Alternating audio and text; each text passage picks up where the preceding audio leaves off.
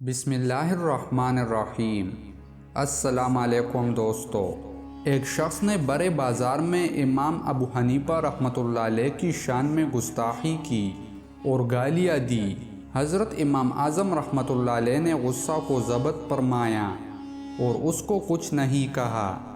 گھر پر واپس آنے کے بعد ایک خوان میں کافی درہم و دینار رکھ کر اس شخص کے گھر تشریف لے گئے۔ دروازے پر دستک دی۔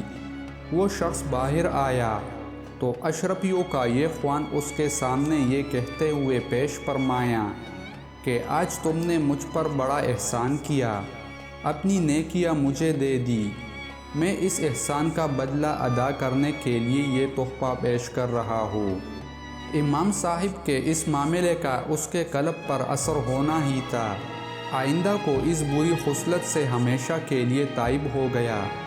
حضرت امام صاحب سے معافی مانگی اور آپ کی خدمت اور صحبت میں علم حاصل کرنے لگا، یہاں تک کہ آپ کے شاگردوں میں ایک بڑے عالم کی حیثیت اختیار کر لی۔